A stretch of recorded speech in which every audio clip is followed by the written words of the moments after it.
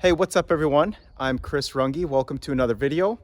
Behind me is the RÜNGE RS012, and it's a car that I designed and built from the ground up. The body is hammer formed both by hand and with the reciprocating hammer and the English wheel.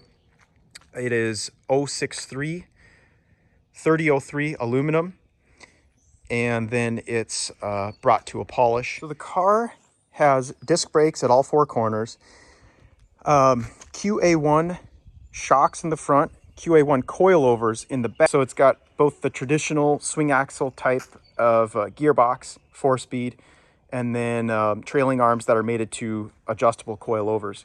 It has an adjustable front beam, Tecnomagnesio wheels. Power comes from the 2.3 liter flat 4 that's built by John Randolph out in California.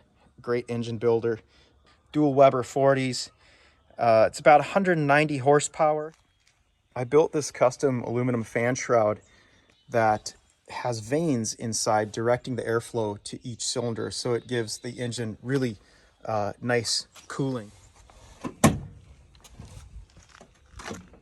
Talbot Junior mirrors, sliding Lexan window,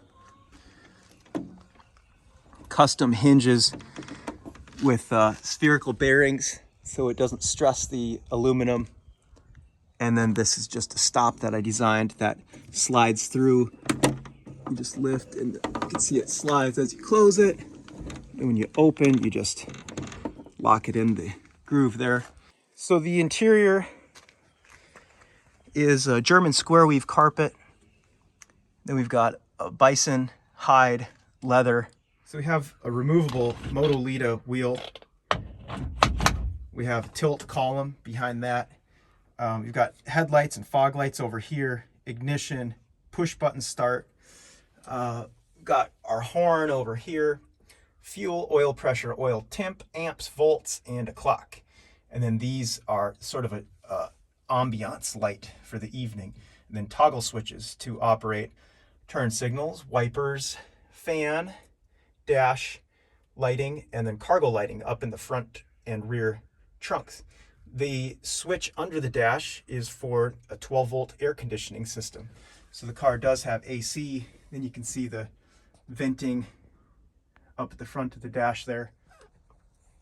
And then we've got a dual paned firewall window so you can watch the engine as you're driving. It's really a pretty cool experience being able to see that. So when I build these cars, I try to imagine like this experience of a fighter plane and a race car, and put yourself into the 1950s and what that would have been like. I have this goal of connecting the operator of the vehicle with the car in a way that you just can't get in modern cars. The front storage area houses the fuel tank. We've got the one-off badge, again, made by my buddy Jeff. Thank you, Jeff. He does such a spectacular job. We've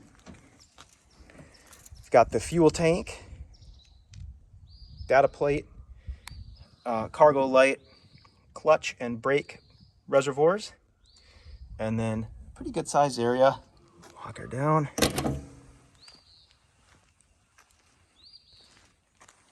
The lower ducts are an intake. These louvers are going to pull air off as the wind passes over and have forced air here, so it creates a really nice flow.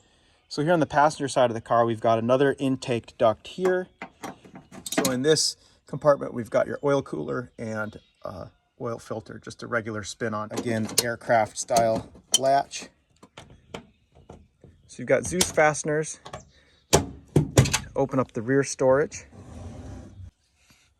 Nice little storage area in here with a cargo light. Sebring style exhaust. RÜNGE valve cover.